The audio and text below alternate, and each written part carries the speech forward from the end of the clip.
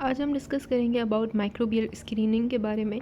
हमने पहले लेक्चर में, जो इससे पहले वाला लेक्चर था, उसमें हमने पढ़ा था अबाउट माइक्रोबियल प्रोडक्ट्स के बारे में कि कितने ज़्यादा इंपॉर्टेंट माइक्रोबियल प्रोडक्ट्स जो हैं वो अवेलेबल हैं, जैसे कि एंटीबायोटिक हो गई और जो है वो बेवरेजेस हो गए, अमाइनो एसिड्स हो गए, विटामिन हो गए, ये सारी चीज़ें जो माइक्रोब्स जो हैं वो प्रोड्यूस करते हैं।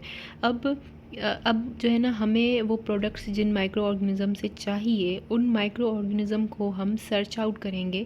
तो उस प्रोसेस को ना हम लोग कहते हैं माइक्रोबियल स्क्रीनिंग कहते हैं, कि ऐसा प्रोसेस जिसमें हम लोग जो है ना उन माइक्रो जो यूज़फुल प्रोडक्ट्स जो माइक्रो ऑर्गेनिज़म बना सकते हैं, उन माइक्रो ऑर्गेनिज़म को हम लोग सर्च आउट करते हैं, स्क्रीन आउट करते हैं। तो उसको हम लोग क्या बोलेंगे? Microbial screening. अब इसी डेफिनेशन को हम थोड़ा एग्जाम पॉइंट ऑफ व्यू से देखेंगे कि हम कहते हैं कि माइक्रोबियल स्क्रीनिंग जो है वो एक सिस्टमेटिक आइसोलेशन, डिटेक्शन या सिलेक्शन है माइक्रो ऑर्गेनिज़म की। किन माइक्रो ऑर्गेनिज़म्स की? जिनमें यूज़फुल प्रॉपर्टीज़ हों, ठीक है, यूज़फुल प्रॉपर्टीज़ हों, और उसका जो है वो किन सोर्स से लिए गए हों वो माइक्रो ऑर्गेनिज़म, नेचुरल या लेबॉर्ट्री सोर्स। अब नेचुरल सोर्स में जो है ना एयर आ जाता है, वाटर आ जाता है, सॉइल आ जाता है, और जो है लेबॉर्ट्री सोर्सेज में जैसे कि स्टॉक कल्चर्स होते हैं या प्रिजर्व्ड की हुई स्ट्रेन्स होती हैं, माइक्रोबियल स्ट्रेन्स, उनसे अगर हम लोग प्रोडक्ट जो है वो लेंगे तो वो क्या होगा? लेबॉर्ट्री सोर्स में आ जाएगा वो। अब इस माइक्रोबियल स्क्रीनिंग के थ्रू ना हमारा जो गोल है वो ये है कि हमें आइडेंटिफाई करना है माइक्रोब्स को जो कि कैपेबल हों प्रोड्यूसिंग अ वैल्यूएबल प्रोडक्ट। अब वो वैल्यूएबल प्रोडक्ट कौन कौन से हो सकते हैं? फॉर एग्जांपल एंटीबायोटिक है, उसके अलावा एंजाइम्स हैं, ऑर्गेनिक एसिड्स हैं, विटामिन्स हैं, अमाइनो एसिड्स हैं, बायोफ्यूल्स या बायोपॉलीमर्स, प्रोबायोटिक्स, ये सारी चीज़ें जो हैं वो वैल्यूएबल प्रोडक्ट्स हैं हमारे, जो कि माइक्रो ऑर्गेनिज़म प्रोड्यूस करते हैं। और उन माइक्रो ऑर्गेनिज़म को हम जब सर्च आउट करेंगे, उन्हें ढूंढेंगे, उन्हें आइसोलेट करेंगे, और उनके बारे में हमें जो है वो इन्फॉर्मेशन चाहिए होगी कि वो प्रोड्यूस कर रहे हैं ये प्रोडक्ट या नहीं। उस पूरे प्रोसेस को हम लोग ना माइक्रोबियल स्क्रीनिंग कहेंगे। अब ऑब्जेक्टिव्स क्या होते हैं माइक्रोबियल स्क्रीनिंग के, वो भी देख लेते हैं। देखें, जब हम माइक्रोबियल स्क्रीनिंग करते हैं ना, तो हो सकता है कि उसके दौरान कोई न्यू माइक्रो ऑर्गेनिज़म डिस्कवर हो जो कि आज से पहले जो है मतलब ना पता हो उसके बारे में हमें, एंड हम जो है ना उस न्यू माइक्रो ऑर्गेनिज़म को डिस्कवर कर लें, या हम लोग जो है वो आइडेंटिफाई करें एक ऐसे माइक्रो ऑर्गेनिज़म को जो कि प्रोड्यूस कर रहा हो कोई और यूज़फुल मेटाबोलाइट, कोई न्यू मेटाबोलाइट प्रोड्यूस कर रहा हो वो, या सिलेक्ट करें हम स्ट्रेन विथ हाई प्रोडक्टिविटी। अब देखें, जो स्ट्रेन्स होती हैं या जो माइक्रो ऑर्गेनिज़म होते हैं ना, हो सकता है कि दो माइक्रो ऑर्गेनिज़म जो हैं वो एक ही प्रोडक्ट जो है ना दोनों प्रोड्यूस करें, दोनों एंटीबायोटिक प्रोड्यूसर हों। लेकिन ऐसा हो सकता है कि एक माइक्रो ऑर्गेनिज़म सेम टाइम में और सेम अमाउंट ऑफ मीडिया में जो है ना ज़्यादा प्रोडक्ट प्रोड्यूस कर रहा हो as compare to the other one. तो हमें क्या करना है, जब हम इंडस्ट्रियल लेवल पे जाते हैं, इतना टाइम और जो है वो मनी इन्वेस्ट करते हैं, तो हमारी कोशिश यही होती है कि हम उस स्ट्रेन को सिलेक्ट करें जो कि हाई प्रोडक्टिविटी शो करे। तो इस स्क्रीनिंग के दौरान हमें ये कैरेक्टरिस्टिक्स भी माइक्रो ऑर्गेनिज़म के पता चल जाते हैं कि कौन हाई प्रोड्यूसर है, तो फिर हम उसको आगे लेके चलते हैं इंडस्ट्रियल फर्मेंटेशन की तरफ। एंड देन जो है हम डेवलप कर सकते हैं न्यू मेडिसिन और बायोटेक्नोलॉजिकल प्रोडक्ट्स को भी हम जो है वो इस माइक्रोबियल स्क्रीनिंग के दौरान या उसके थ्रू जो है वो प्रोड्यूस कर सकते हैं। अब आ जाते हैं सोर्सेज ऑफ माइक्रो ऑर्गेनिज़म, मतलब कि हम कहाँ से, किन सोर्सेज से हम जो है वो माइक्रो ऑर्गेनिज़म ले सकते हैं।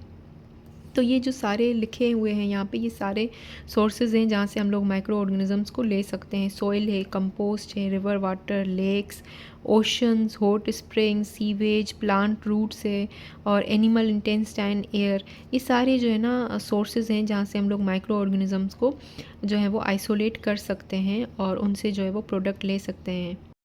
टाइप ऑफ स्क्रीनिंग पे, स्क्रीनिंग की जो है ना वो दो टाइप्स होती हैं, एक प्राइमरी स्क्रीनिंग होती है और एक सेकेंडरी स्क्रीनिंग होती है। पहले हम लोग प्राइमरी स्क्रीनिंग के बारे में बात कर लेते हैं। जो प्राइमरी स्क्रीनिंग होती है ना, वो इनिशियल डिटेक्शन होती है माइक्रो ऑर्गेनिज़म की विथ डिज़ायरेबल प्रॉपर्टीज़। जिन माइक्रो ऑर्गेनिज़म में हमें लगता है कि हमारी डिज़ायरेबल प्रॉपर्टीज़ मौजूद हैं, उनकी इनिशियल डिटेक्शन को हम लोग प्राइमरी स्क्रीनिंग कहते हैं। बिल्कुल सिंपल है ये तो।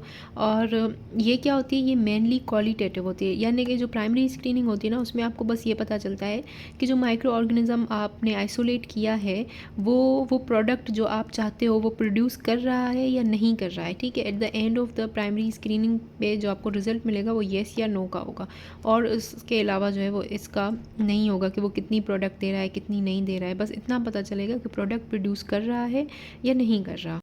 प्राइमरी स्क्रीनिंग की जो है ना कैरेक्टरिस्टिक्स ये हैं कि ये फ़ास्ट होती है, सिंपल होती है, लो कॉस्ट होती है, और जो है ना इसमें आप थाउजेंड्स ऑफ आइसोलेट स्क्रीन कर सकते हो। और उसके अलावा ये एलिमिनेट कर देती है ऑर्गेनिज़म, माइक्रो ऑर्गेनिज़म को जिनमें कोई इंडस्ट्रियल वैल्यू नहीं होती।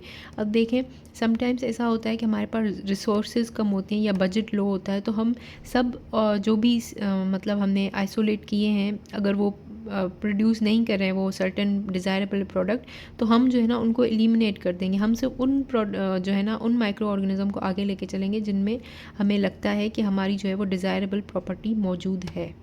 अब जो है वो प्राइमरी स्क्रीनिंग के मेथड्स, जैसे different micro organism different microbial product को प्रोड्यूस करते हैं, तो उनकी स्क्रीनिंग के मेथड भी ना डिफरेंट होंगे। अब जैसे कि क्राउडेड प्लेट टेक्निक है या क्रॉस स्ट्रीक मेथड है, ये एंटीबायोटिक के लिए हैं। लेकिन जो इंडिकेटर डाई मेथड है वो जो माइक्रो ऑर्गेनिज़म ऑर्गेनिक एसिड को प्रोड्यूस करते हैं ना, ये उनके लिए होता है। एंजाइम स्क्रीनिंग हम लोग देखते हैं, ये देखने के लिए करते हैं कि जो माइक्रो ऑर्गेनिज़म हमने आइसोलेट किया है वो कोई सर्टेन एंजाइम प्रोड्यूस कर रहा है या नहीं कर रहा है, फॉर एग्जांपल अमाइलेज है या प्रोटीएस है, लाइपेस है, ये देखने के लिए। पिगमेंटेशन स्क्रीनिंग में हम लोग देखते हैं पिगमेंट प्रोडक्शन, और जो है एसिड स्क्रीनिंग में एसिड के लिए देखते हैं। प्राइमरी स्क्रीनिंग के बाद अब जो है ना हमारे पास जो आता है वो है सेकेंडरी स्क्रीनिंग। सेकेंडरी स्क्रीनिंग सिर्फ उन्हीं माइक्रो ऑर्गेनिज़म की होती है जो प्राइमरी स्क्रीनिंग को पास करते हैं। प्राइमरी स्क्रीनिंग में हमें पता चल जाएगा कि वो जो सर्टेन माइक्रो ऑर्गेनिज़म है वो हमारा डिज़ायरेबल प्रोडक्ट प्रोड्यूस कर रहा है या नहीं कर रहा है। अगर कर रहा है तो फिर हम उसकी सेकेंडरी स्क्रीनिंग करेंगे। सेकेंडरी स्क्रीनिंग जो होती है ना वो क्वान्टिटेटिव होती है।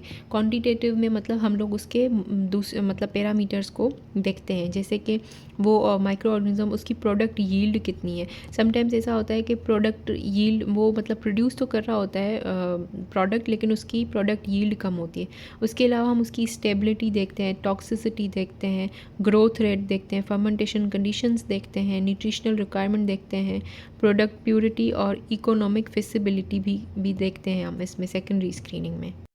होते हैं मेथड्स ऑफ सेकेंडरी स्क्रीनिंग। अब उसमें क्या आता है कि हम फर्मेंटेशन स्टडीज़ करते हैं, उसमें हम लोग कंसंट्रेशन देखते हैं बायोमास की, और जो है वो मीडिया कंजप्शन को हम लोग देखते हैं, ठीक है। देन फिर जो है वो क्वांटिटेटिव एंजाइम एसेज होते हैं जिनमें हम लोग एंजाइम एक्टिविटी को देख रहे होते हैं। एंटीबायोटिक एसेज होते हैं जिनमें हम लोग मतलब एंटीबायोटिक का इफ़ेक्ट देखते हैं अगेंस्ट पैथोजन, और प्रोडक्ट एनालिसिस हम लोग, ये सारी चीज़ें जो है वो सेकेंडरी स्क्रीनिंग में की जाती हैं। इस स्क्रीनिंग के प्रोसेस को ना सारे को नटशेल में देख लेते हैं।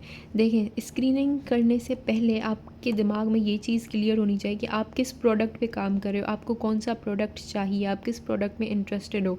तो उसके लिए जो है आप फॉर एग्ज़ाम्पल हम एग्ज़ाम्पल ले लेते हैं, एंटीबायोटिक में आप इंटरेस्टेड हो, तो आप जो है ना एंटीबायोटिक के लिए ही सर्च आउट करेंगे माइक्रो ऑर्गेनिज़म को। उसके लिए आपको क्या चाहिए, सैम्पल कलेक्शन आपको करनी है। अब सैम्पल आप एंटीबायोटिक के लिए कहाँ से करेंगे, एंटीबायोटिक के लिए आपको पता होता है कि एक्टिनोमाइसिड जो होते हैं वो सॉइल में होते हैं, तो आप सैम्पल कहाँ से लोगे, सॉइल से सैम्पल लोगे। वैसे तो मैंने बताया था ना काफ़ी सारे सोर्सेज हैं, तो उनमें से सिलेक्ट कैसे आप कर सकते हैं। एंटीबायोटिक के लिए अगर चाहिए तो आपको सॉइल का सैम्पल चाहिए। उसके बाद आपने सैम्पल कलेक्ट कर लिया, आपको जो है फिर उस सैम्पल से माइक्रो ऑर्गेनिज़म की आइसोलेशन करवानी, ठीक है। आपको ग्रो करवाना है, कल्चर करना है माइक्रो ऑर्गेनिज़म को। अब जब आप कल्चर करोगे तो उस सैम्पल में से एक माइक्रो ऑर्गेनिज़म नहीं आएगा, बल्कि different types of micro organism आएंगे। तो उनमें से आपको क्या करना है, प्योर कल्चर करना है, यानी कि बहुत सारे माइक्रो ऑर्गेनिज़म होंगे लेकिन आपको प्योर कल्चर चाहिए, आपको मिक्स कल्चर नहीं चाहिए, आपको प्योर कल्चर चाहिए। उसके बाद आप उस प्योर कल्चर की क्या करोगे, प्राइमरी स्क्रीनिंग करोगे। प्राइमरी स्क्रीनिंग के मैंने बताया था डिफरेंट मेथड्स होते हैं। तो अगर आप जो है वो इंटरेस्टेड हो एंटीबायोटिक प्रोडक्शन में, तो आप क्या करोगे, आप क्राउडेड प्लेट टेक्निक को सेलेक्ट करोगे। उसमें आपको पता चल जाएगा कि जो माइक्रो ऑर्गेनिज़म आपने जो आइसोलेट किया है वो एंटीबायोटिक प्रोड्यूसर है या नहीं है। अगर नहीं है तो आप इसको यहीं पे छोड़ दोगे, फिर दोबारा से आप ये सारा प्रोसेस रिपीट करोगे। बट अगर आपको मिल गया है कोई, आपको लग रहा है कि हाँ ये माइक्रो ऑर्गेनिज़म जो है वो एंटीबायोटिक प्रोड्यूसर है, तो आप फिर क्या करो कि आप उसकी सेकेंडरी स्क्रीनिंग करोगे। सेकेंडरी स्क्रीनिंग में जो भी पैरामीटर्स थे आप सब वो देखोगे, और जब सेकेंडरी स्क्रीनिंग भी वो ऑर्गेनिज़म पास कर लेगा तो आप जो है अच्छा हाँ फिर आप स्ट्रेन इम्प्रूवमेंट कर सकते हो। वो क्यों कि अगर वो स्लो ग्रोवर है या जो है वो माइक्रो ऑर्गेनिज़म हाई यील्ड नहीं दे रहा, तो फिर आप उसकी जो है वो स्ट्रेन इम्प्रूवमेंट करोगे। उसके बाद आप उसकी इंडस्ट्रियल फर्मेंटेशन पर लेके जाओगे आप उसको, एंड देन प्रोडक्ट रिकवरी पे, और फिर जो है ये सारा आपका स्क्रीनिंग प्रोसेस कंप्लीट होता है यहाँ पे।